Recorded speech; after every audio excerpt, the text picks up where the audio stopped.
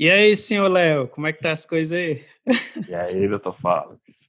Esse Aliás, pessoal, qual é o nome que tu tá usando aí? Tu mudou de nome aí no volta Canadá? pro original, É Alexandre mesmo. Alex mesmo. Alex. É. Só que eles É, chamam de Alex, né? Não chamam de Alex. Falex, não. Teve um cara que tentou me chamar de Falex, aí eu não conseguia falar o nome. Aí ele Aí dizia é. Félix. Ei, Félix. Mr. É Félix, mesmo. Mr. É Félix. mesmo. Aí eu disse, A cara, pronúncia fica Félix no fim é das contas. horrível. É horrível. Isso já era horrível, o Félix, imagina o Félix aí. Aí eu disse, cara, não, pode me chamar de Alex mesmo, que tá de boa, sabe? Aí, assim, todo mundo que me conhece, eu nunca digo o primeiro nome, né? Eu digo só o segundo nome, que é Alexandre. Aí eles me chamam de Hum, Alex. Se isso é o primeiro nome, aí eles me chamam de Francesco. Francesco. É, Francesco. Virou italiano. É, hi, Mr. Francesco, how are you? Entendeu? Aí eu Mas, apresento como Alex mesmo. sim. Mas É, eles não têm o hábito americano de se referir pelo sobrenome mesmo? mas meu sobrenome é difícil de dizer aqui. É Ah, tipo, é?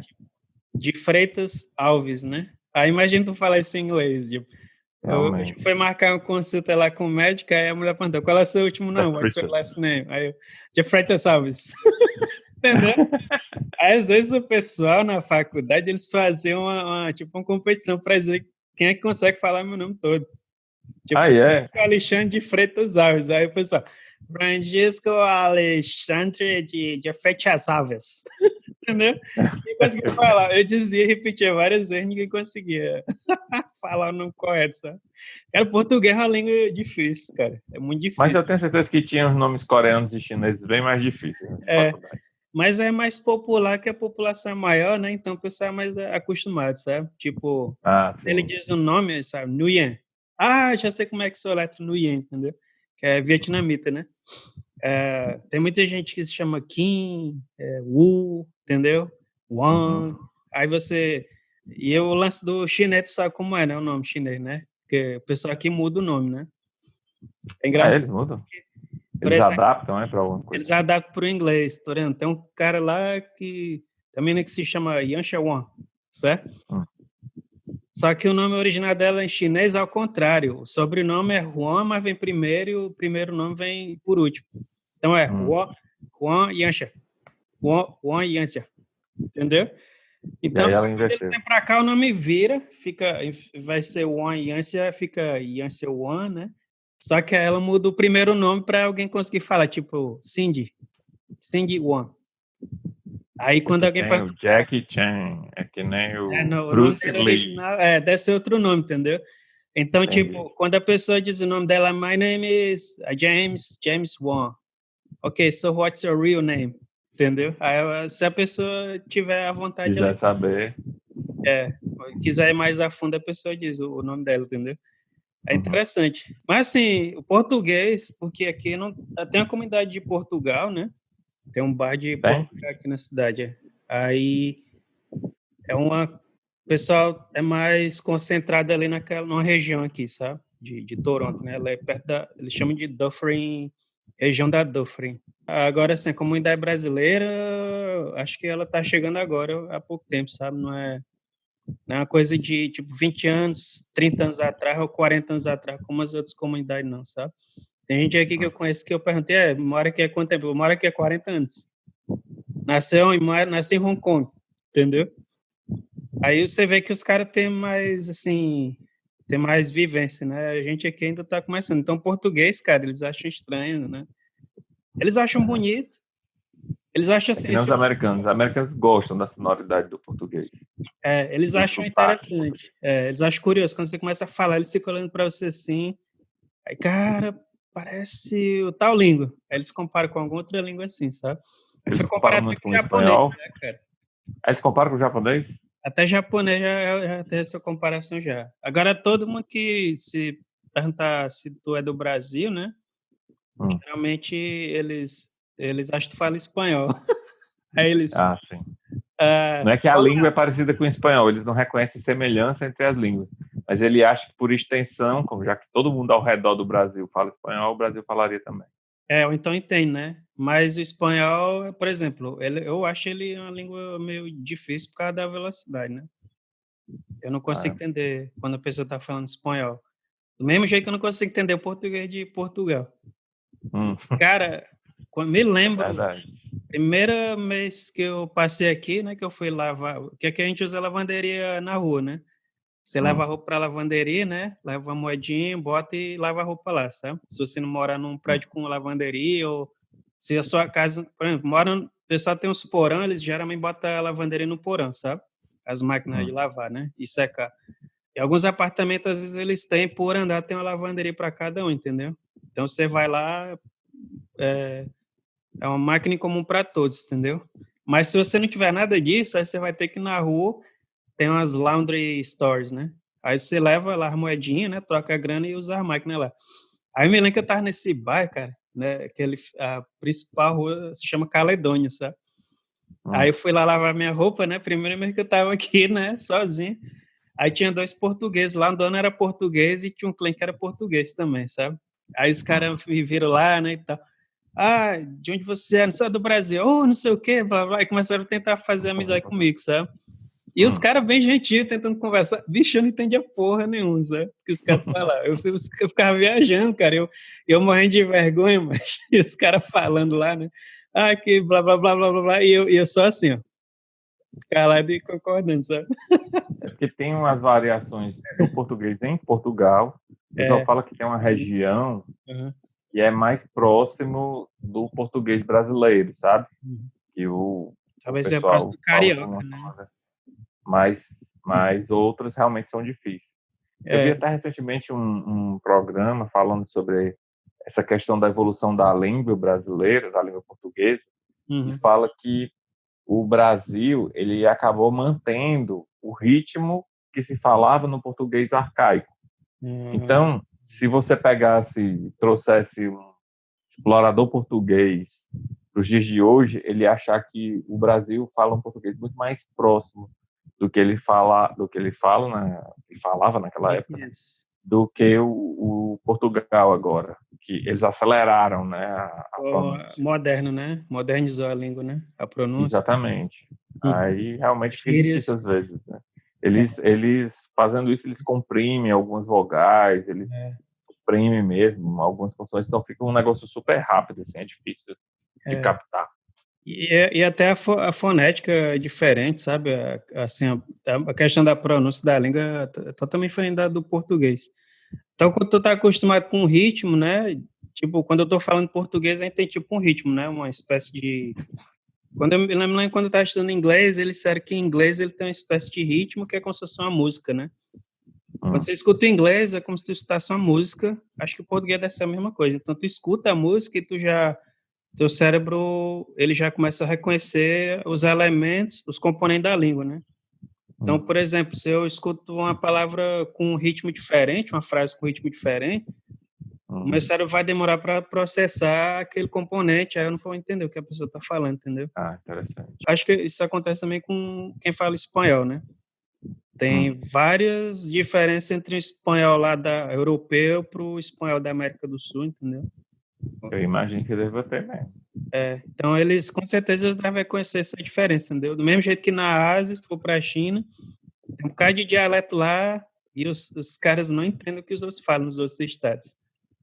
Nesse mesmo vídeo, eles É, falam que o pessoal do Vietnã, por exemplo, eles é. têm uma capacidade de vocalização maior do que Uhum. de outros países próximos, porque ele está numa região meio central, ele tem imigrantes de vários desses povos, desses É. países próximos.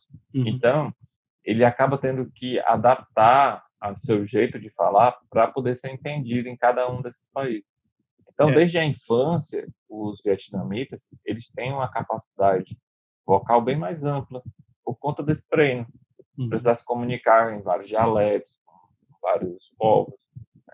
E É. isso aí eu já ouvi também dizer que na China a galera tem pronúncias sutis de diferença que dão outro significado para a palavra. Eu acho Então, uma isso. coisa simplesmente como uma sílaba tipo K, com sutilezas de pronúncia, você tem É, significados tem, distintos. tem Ele isso. diz isso. Para Uhum, a gente não, né? É uma coisa assim que você pode até ter palavras homônimas, né? Palavras com a mesma pronúncia, uhum. com significados diferentes, mas é a mesma pronúncia. Você não muda. É. Tá olhando o Tu quê? falou, tu falou aí do Vietnã, eu tava Tá querendo ver se eu procurando, né? achava um quadrinho, cara. Feito Vietnã. Porque não do Vietnã, é Hum, porque eu estava lembrando aqui que assim a gente estuda na escola história do Brasil.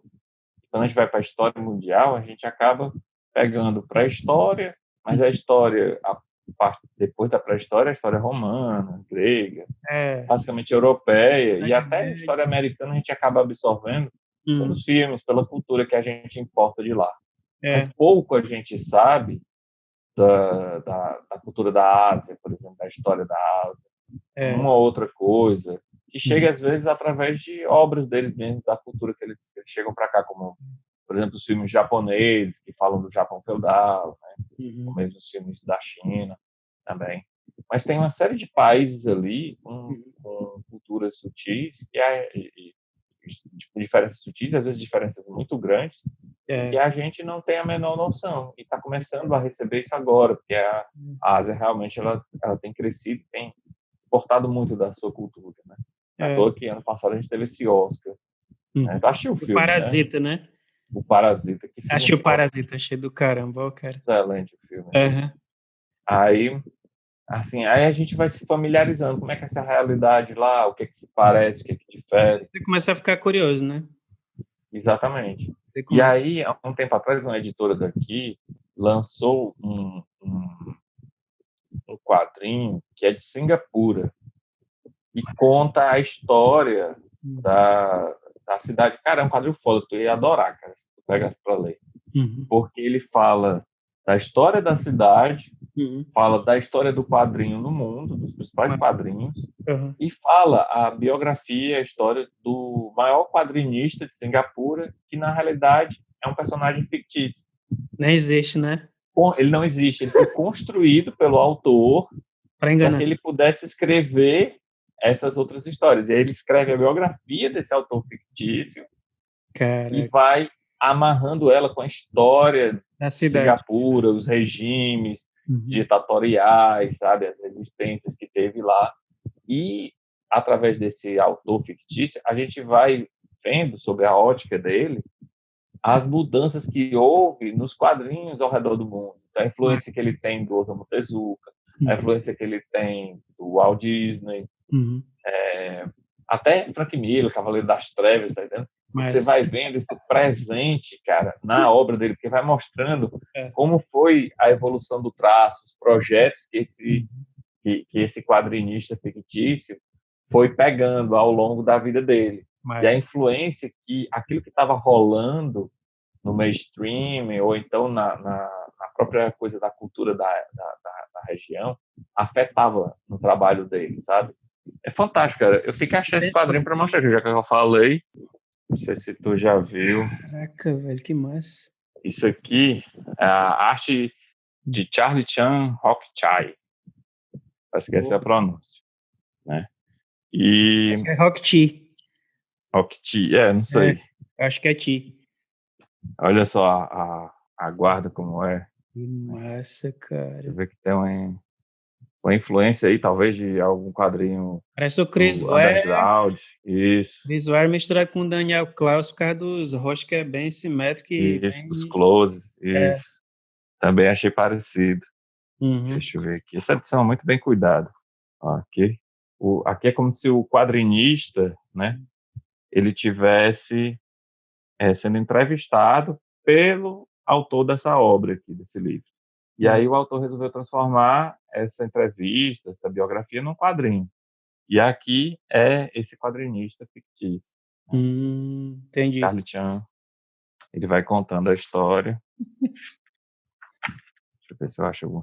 Aí, assim, em termos de arte, isso aqui é um negócio fenomenal, certo? Uhum. Ó, você tem como se fossem ilustrações desse quadrinista, Porra. né, que o cara coletou no estúdio dele. né?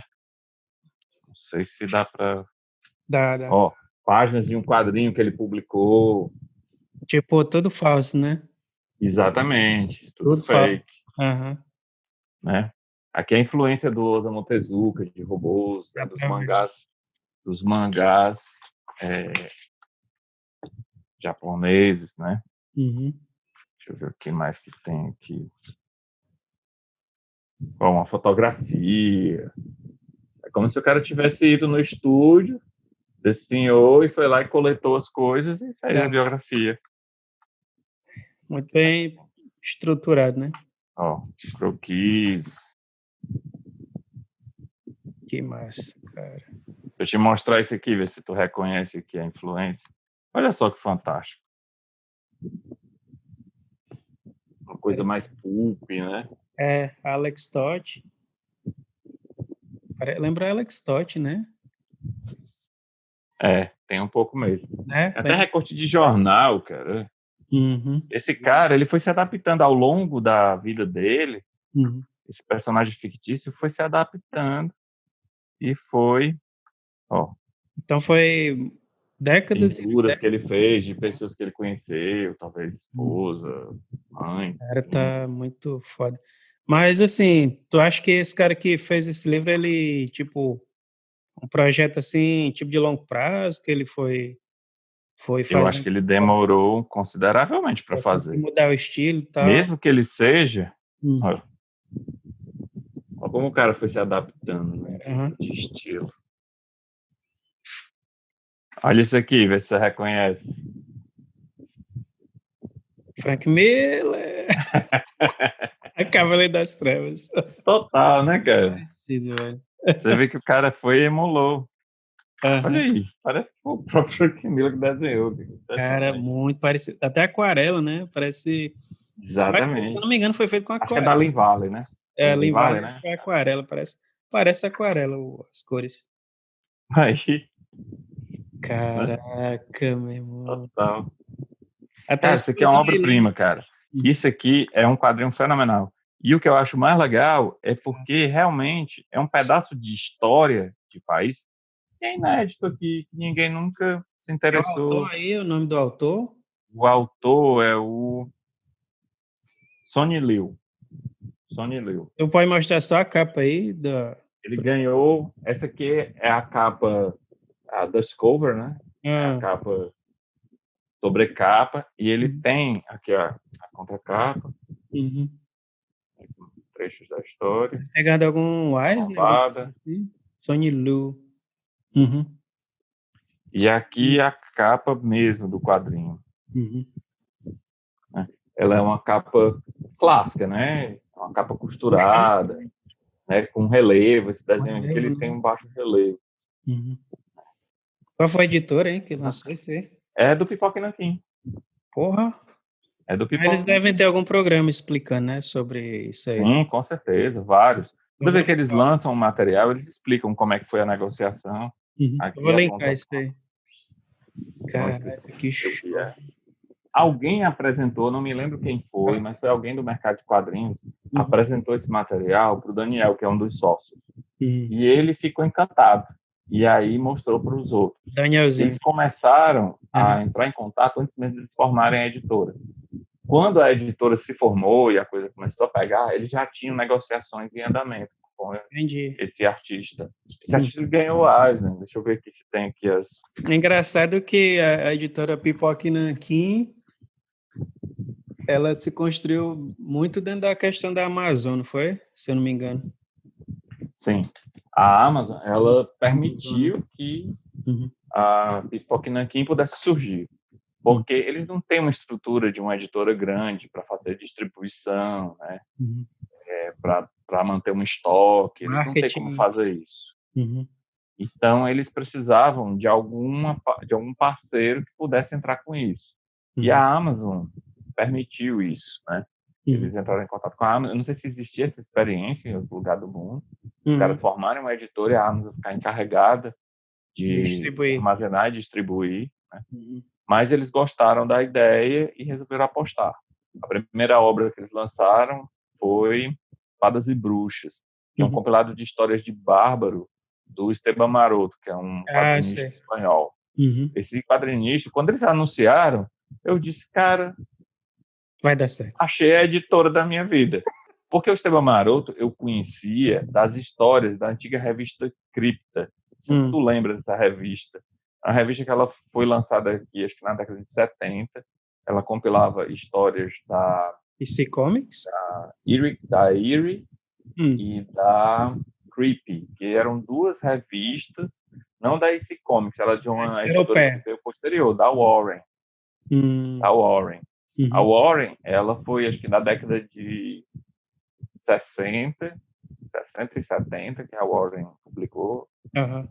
e ela já se inspirava na EC Comics, né, que eu acho que é a década Errou. de 40 e 50, alguma coisa assim. DC Comics, eu acho que era década de 50. 50, né? É. Pronto, Nos já 60 foi quando pegou, veio tipo assim, Comics Code. um legado de publicação. A EC Comics teve aquele problema por conta do Comic Code Authority, né?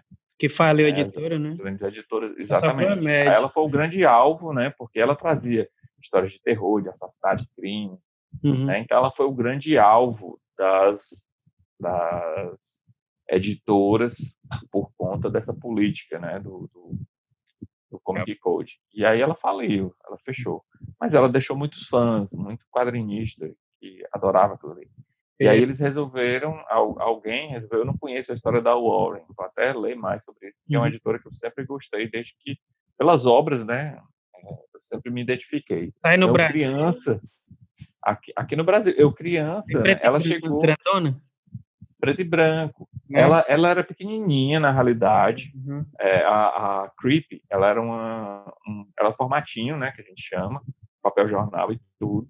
E ela publicava essas histórias da Warren, principalmente da Eerie, mas também algumas da Creepy.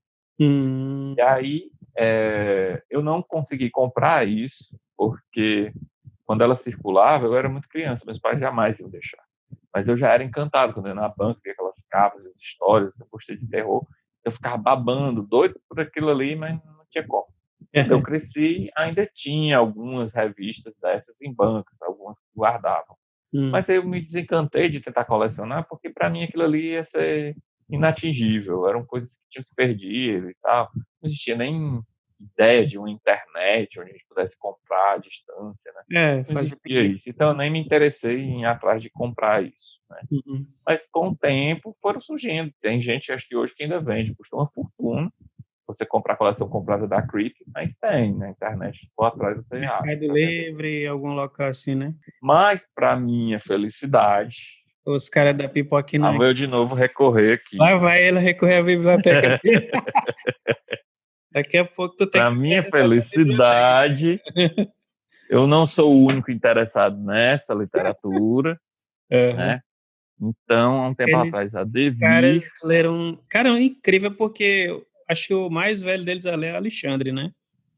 vou ter que... o mais velho é o O Alexandre, que tem, o que viveu talvez a época, tipo, de ler quadrinho dos anos 70 e 80, né? Eu acho que o Daniel e o outro cara, eles começaram a ler nos anos 90, né, cara?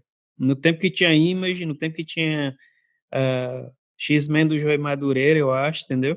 É tanto que eu assisti alguns Exatamente. vídeos deles que eles comentam, né, que a Image era o boom na época, eu comecei a ler muita coisa por causa da Image, blá, blá, blá. Só que, assim, os caras foram pesquisando, cara, a fundo, né? Essa questão da cultura de quadrinho, né? Eu me lembro quando eu comecei a assistir o Pipoca e Nanquim, eu achava que todos eles eram tipo da minha idade, entendeu? Tipo, tinham a Espada Selvagem de Conan nos anos 80, entendeu? Porra, tipo, só quem talvez tenha sido criança naquela época vai lembrar dessa, por exemplo, da editora Block, né? E às vezes os caras do Pipoca e Nanquim, quando eles começam a dar lá os dossiês, né? A editora Block publicou tal coisa e tal. Eu acho que eles são tudo da minha idade, entendeu? Pô, esse cara Exatamente. compraram Super Aventuras Marvel, Heróis da É a mesma impressão que eu tenho. O Calari tem a nossa idade, né? Acho que ele tem cara. mais ou menos a nossa idade. Uhum. Mas o Daniel e o Alexandre, o Daniel e o Bruno Zago, né? Bruno Bruno Zago, Zago, é. eles já são mais novos, Uhum. né? O Bruno é fã, confesso, de mangá, mas ele É. curte também algumas dessas histórias, tá? Porque eles lançam juntos, Uhum. né? Dessas histórias mais antigas. Mas o Daniel é o cara que, apesar de ser mais jovem, tão jovem quanto o Bruno, ele gosta de coisas clássicas, de coisas mais obscuras, tá entendendo? Da história mesmo da indústria dos quadrinhos e das grandes publicações. Então, continuando a história da Warren, né? Olha só o que lançaram aqui. Eu não sei se o brilho vai atrapalhar, cara, mas talvez dê para ver. Dá para ver. Dá para ver? É pipoquinha Pronto. aqui também, né? Não é do Pipoca Nanquim. Essa daqui é da Mitos. Mitos, Existe né? uma coleção da Mitos, eu vou mostrar aqui. Esse aqui qual é? O volume 1. Essa capa do Frank Frazetta. E ela são publicações da Eerie. A gente sabe, por conta dessa figura aqui, esse Era sujeito apresentador, decrépito né? aqui. O host, Ele né? é um apresentador, como naquelas histórias clássicas de terror. Sempre tem um Cripta. narrador, alguém que vai guiando você pelas histórias, né? Ó, também capa do A Frank Cripta era o zelador Frazetta. da tumba, né? Tinha esses caras aí, tinha uns 3 personagens que apresentavam as Exatamente. histórias, né? Na Warren eram duas figuras. Era o Cara. Primo Eerie, que é esse cara aqui, e o que veio antes dele, que é o tio Creep, o Uncle Creep. E o Eu não sei se vai Fester, aparecer ele aqui, porque eu você acho que isso parece aqui é com o só da... Fester, né? Tio Chico. Isso aqui, cara, para mim é ouro. Olha Olha a aí. qualidade desse traço, cara. Aí você tem Alex Toff, você tem Alex Esteban Todd? Maroto. Tem? Isso Tem aqui Alex Todd? Tem, com certeza tem Alex Toff aqui. Isso aqui é a nata, cara, dos Nada, ilustradores. cara. Caras que trabalham hoje no ramo, esses caras, pra mim, bicho, eles ainda estão muito aquém. Quem desses caras? Com Feras aqui. certeza, velho. É porque Olha esses só. caras, eles tinham domínio, assim, de luz e sombra. Ele não precisava de Sim. computador para fazer como é, o pós-produção, né? Ele já fazia Usava retícula, usava aguada, usava alguns recursos para poder dar uma contraste, né, cara? gradiente, um contraste. É. Isso aqui, 10 era pra mais bem você. acabado, eu acho. Até a questão de anatomia também. Eram caras feras, bicho. Isso aqui é só a nata, cara. Tem histórias do próprio Frank Frazetta. Aí, assim, essa foi O Maroto tava aí, né? o último volume que eles lançaram, que a Mitos lançou. Aham. Outra capa. E aí, a Devir lançou também uma. Só que eu acho que ela lançou a Creepy. É creepy mesmo, As né? histórias da revista Creepy mesmo, tanto que ela tem o Antologia, né? nome. Essa daqui é Cripta. Só que a Cripta, ela lembra o título da nossa aqui, que era Cripta, só que era com K, a revista dos anos 70, né? Formatinho. Aí eles lançaram essa daqui. E essa daqui, ela tem um título da revista original, cujo apresentador é essa figura aqui, que é o tio Creep, né? Tio Creep, né? Tô O vendo aí. Creep, o Uncle Creep. Parece um zumbi. E Tu aí lembra também, ilustrações do Estados. Aqui já é papel offset, eu já prefiro o offset, sabe? Eu acho que combina mais É com... melhor offset. Outra é crochê, é? O outro é coucher. Não, tem que ser É um offset brilhozinho. mesmo. Pois é. Eu não gosto, é porque ele Talvez não um tem um brilho. Eu papel, não gosto de papel com brilho para ler esse. exatamente para isso aqui, não é legal. Tem que ser ou talvez jornal ou então esse offset mesmo. Muito bom, cara. E tu se lembra, acho que foi o Ota que lançou a Cripta do Terror nos anos 90, né? Tu chegou a colecionar isso aí? Chegou a ler? Ele Qual? publica as histórias da EC Comics. O pessoal da MED, né? Acho que era a editora da MED, que eu não me lembro se era RGE, alguma coisa assim. Nos anos 90 eles lançaram a mensal Cripta do Terror. Eles fazem uma Sim, eu espécie acho que eu sei qual é. de... Eu acho que eu sei. Eu devo ter perdido aí. Essa eu era da tive alguns. esse Comics mesmo, com apresentadores e tudo. Pois é, Essa lá daqui, também cara, tinha. Aham. Cara, só queria te mostrar. uhum. Deixa eu ver se tem um desenhista aqui. Ó, o Williamson, é conhecido. O Uhum. que eu achei legal é porque o cara fez um personagem aqui, ó. Porra, É nitidamente o Vincent mas Price, tá vendo? e tá parecido com mais o Kelly, né? Assim, o estilo, né?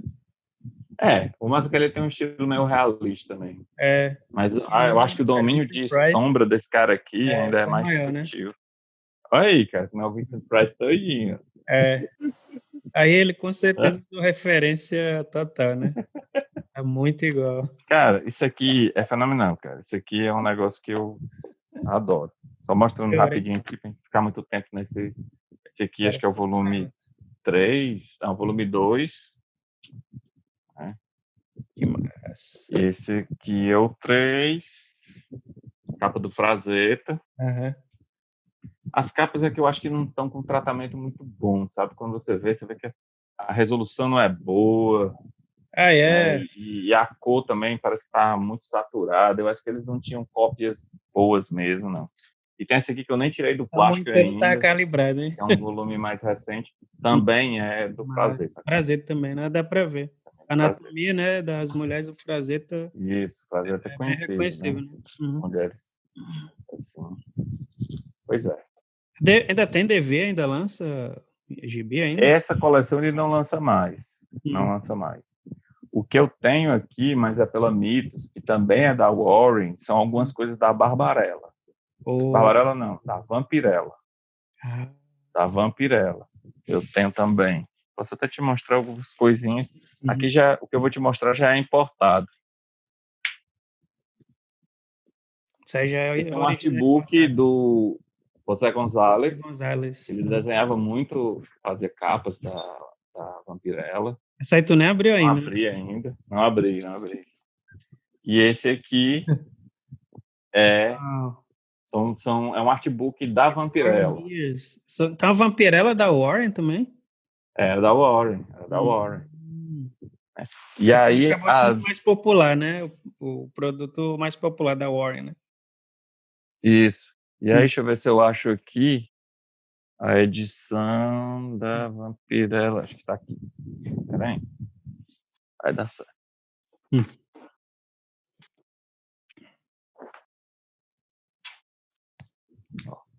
Aqui já é um material nacional, já é uma publicação da Mitos.